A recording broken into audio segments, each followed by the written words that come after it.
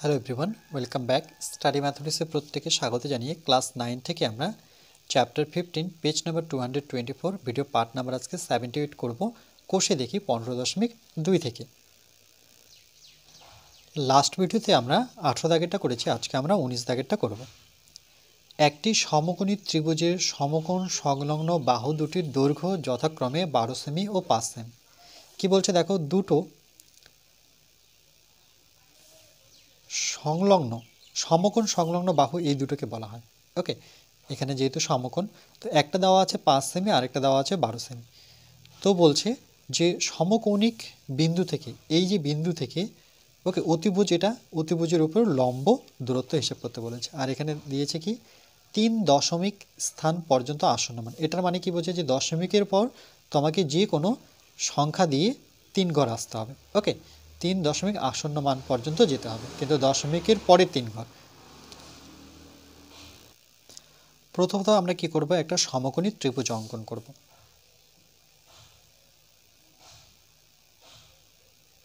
ওকে, তো মানে স্কেল ব্যবহার করবে, এটা নাম দিয়ে দিই এ বি সি।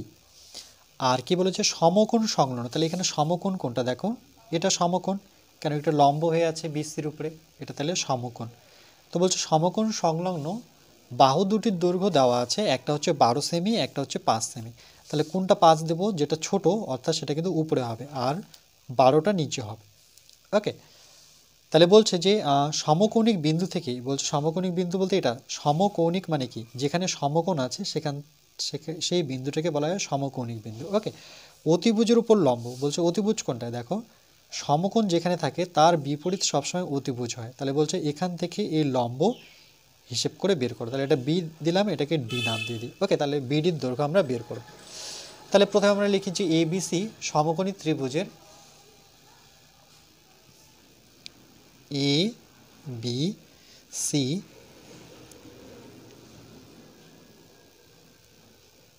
সমকোণী ত্রিভুজের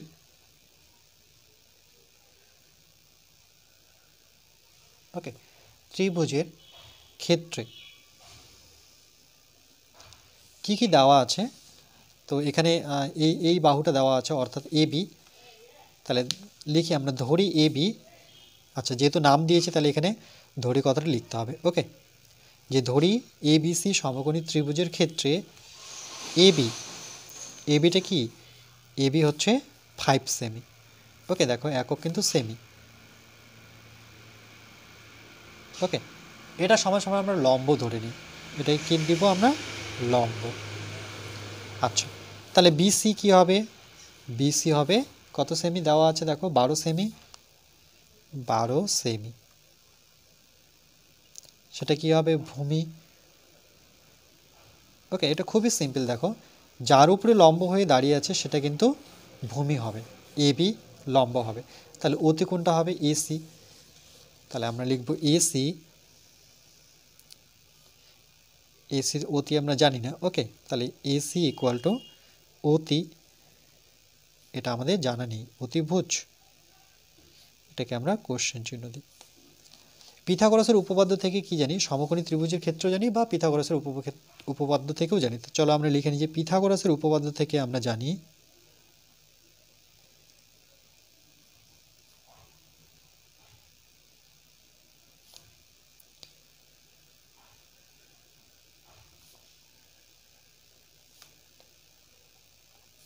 পিথাগোরাসের উপপাদ্য থেকে আমরা পাই যে অতিভুজ স্কোয়ার ইকুয়াল টু লম্ব প্লাস ভূমি স্কোয়ার। তাহলে এভাবে লিখবো যে অতিভুজ স্কোয়ার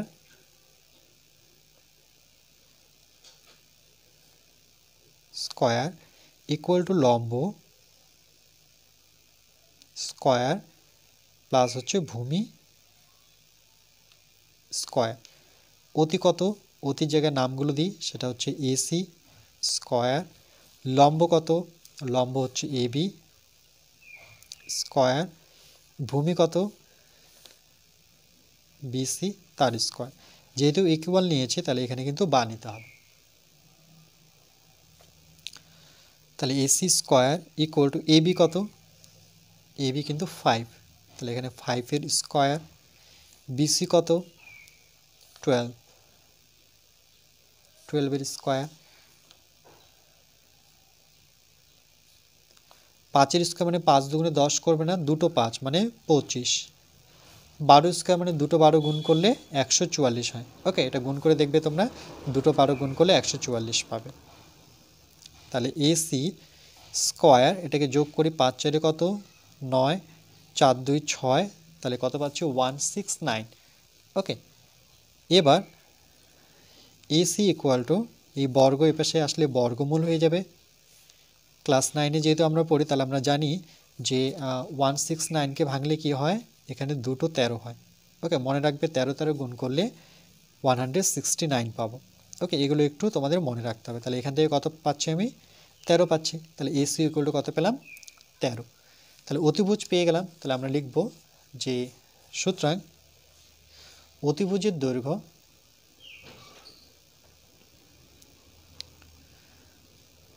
অতিভুজের দৈর্ঘ্য AC ইকুয়াল টু কত, 13 সেমি। ওকে, আচ্ছা, এবার এর ক্ষেত্রফল বের করি। যে সমকোণী ত্রিভুজের ক্ষেত্রফল কি জানি আমরা, হাফ ইন্টু ভূমি ইন্টু উচ্চতা। ওকে, তাহলে আমরা লিখব যে ABC ত্রিভুজের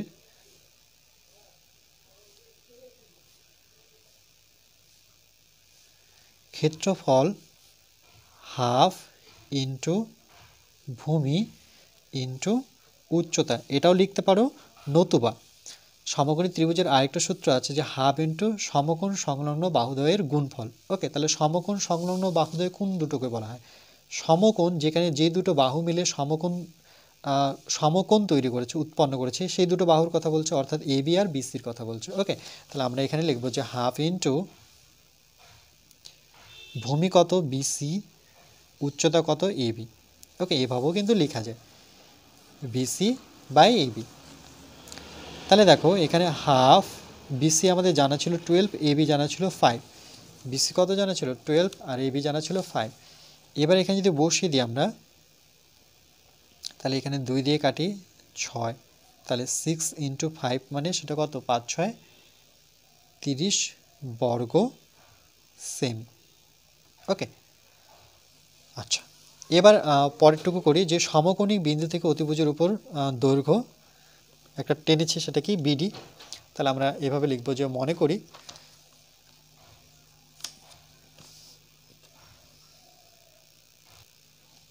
এখানটা লিখি। ওকে, যে মনে করি সমকৌণিক, কোশ্চেন দেখে দেখে লিখবে, সমকৌণিক বিন্দু থেকে ওকে, সমকৌণিক বিন্দু থেকে অতিভুজের উপর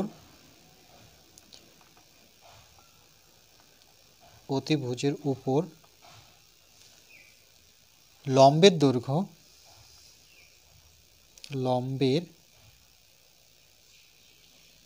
দৈর্ঘ্য সেটা কি দেখো, সেটার নাম কি BD। তাহলে এখানে ইকুয়াল টু বসাবো BD। ওকে, এবার দেখো এটা যদি লম্ব হয়ে থাকে, তাহলে এর একটা ক্ষেত্রফল পাবো। ওকে, সেটা কি, যে হাফ ইন্টু ভূমি ইন্টু উচ্চতা কিন্তু এই ক্ষেত্রে BD। তাহলে এখানে আমি এই জায়গাটা যদি আমরা ব্যবহার করি, তাহলে এই ক্ষেত্রে দেখো ত্রিভুজ ABC এর ক্ষেত্রফল, ওকে, আরেকটা পাচ্ছে, সেটা কি, যখন আমরা লম্বটা টেনেছি অ্যাকচুয়ালি, তো তখন হবে এর ক্ষেত্রফল আসবে এরকম যে হাফ ইন্টু ভূমি ইন্টু উচ্চতা। ওকে, তাহলে হাফ, অ্যাকচুয়ালি ভূমি কোনটাকে বলবো, যেহেতু আমি BD লম্ব টেনেছি কার উপরে, ACর উপরে, তাহলে ভূমি হচ্ছে AC। উচ্চতা কোনটা, উচ্চতা কিন্তু BD। ওকে, তাহলে হাফ AC আমরা একটু আগে বের করলাম কত, 13 সেমি।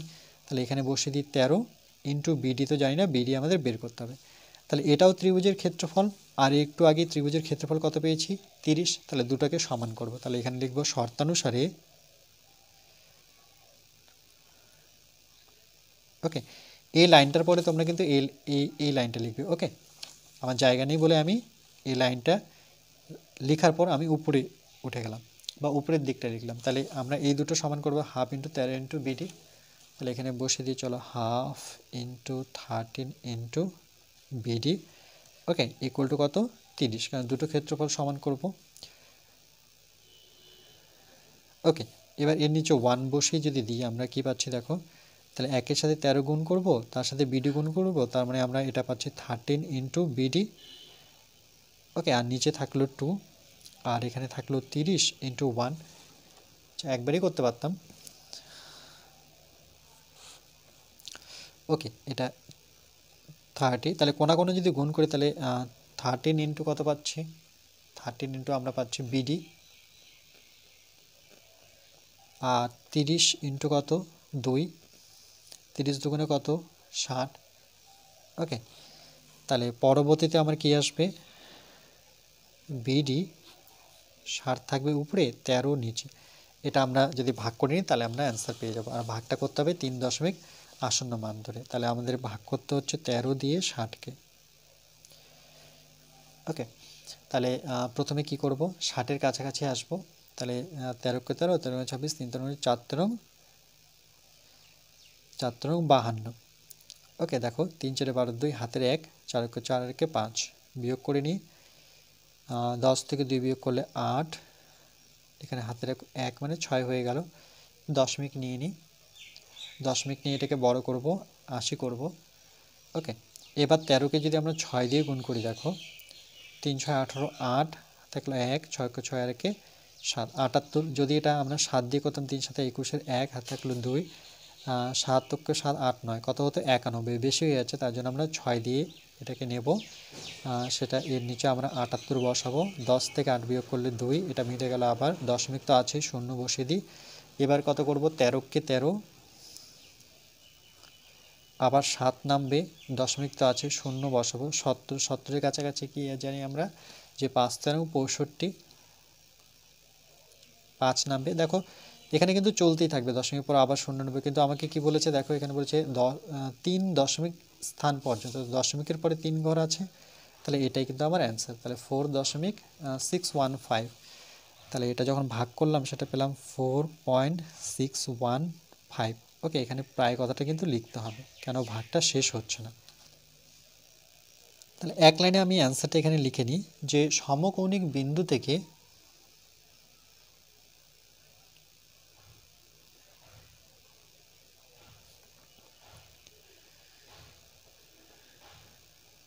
ওকে, সমকৌণিক বিন্দু থেকে অতিভুজের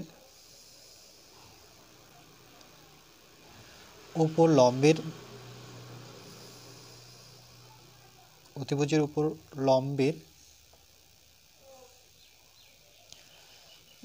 দৈর্ঘ্য বা দূরত্ব সেটা কত, 4.615 সেমি। ওকে, ব্র্যাকেটে লিখতে হবে প্রায়। এটা হচ্ছে আমাদের ফাইনাল অ্যান্সার। বুঝতে পেরেছো নিশ্চয়ই?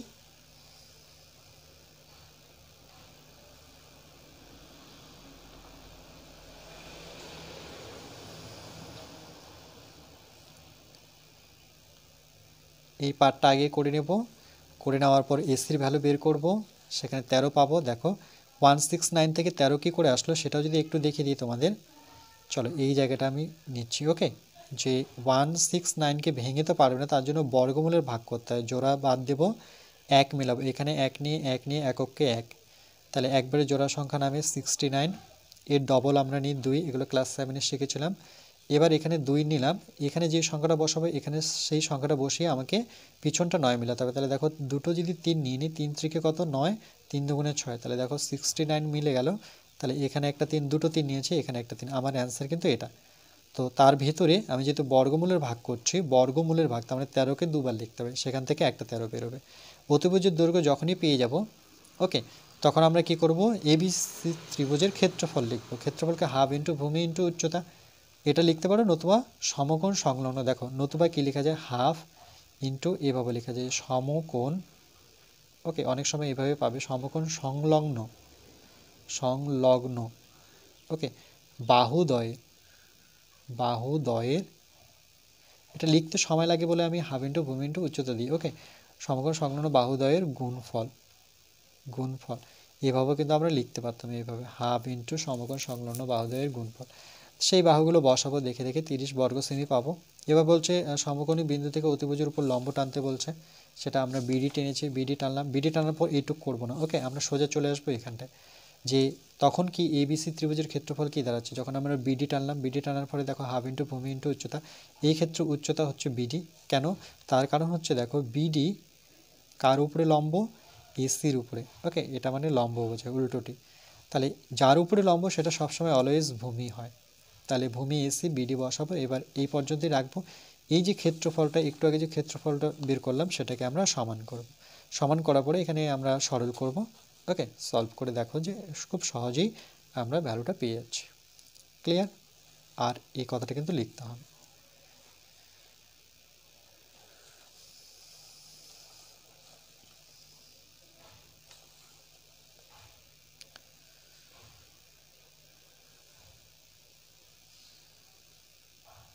আর এখানে 12 স্কোয়ার যখন করবো, চলো এটাও দেখিয়ে দিই। 12 স্কোয়ার বলতে দুটো 12 বোঝায়। তো 12 যখন গুণ করবে তাহলে 2 দুগুণে কত, 4, ওকে আবার 2 অক্ষ 2, 1 অক্ষে 1, না এটা 2 এটা 1, তাহলে 4 2 2 যোগ করলে 4, 144। ওকে প্রত্যেকটাই বুঝে গেলাম, আর তো কিছু নেই বোঝানোর এখানে। ওকে এরপরে আমরা নেক্সট পার্ট, অর্থাৎ পার্ট নাম্বার 79-এ আমরা অর্থাৎ 20 নাম্বার অঙ্ক করব।